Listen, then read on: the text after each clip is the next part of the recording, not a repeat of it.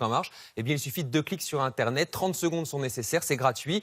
Et donc, on peut dire qu'aujourd'hui, le nombre de militants, il est bien plus faible. Par exemple, cet été, pour valider les statuts, seules 72 000 personnes ont pris le temps de cliquer sur Internet. Ça veut dire qu'évidemment, c'est 5 fois moins et il y a une différence importante. C'est un peu le même principe pour le parti de Jean-Luc Mélenchon, la France Insoumise, gratuit là aussi pour adhérer en ligne. Il y en a 540 000 officiellement revendiqués, c'est invérifiable comme chiffre. Alors, sans surprise, c'est pas vraiment la bonne période pour les adhérents du côté des autres partis plus classiques. Non, les 3 grands partis traditionnels, ils ont vu leur nombre d'adhérents plonger ces derniers mois, particulièrement depuis la présidentielle. Regardez les Républicains, 235 000 adhérents revendiqués, mais seuls 145 000 qui sont à jour de cotisation. C'est le chiffre que donne la direction même du parti, Bernard Accoyer, il y a quelques jours. Même topo au Front National, 80 000 selon la direction du parti sont encartés. En fait, si on en croit Florian Philippot, qui a quitté le parti il y a seulement quelques semaines, qui était numéro 2, eh bien, il ne serait que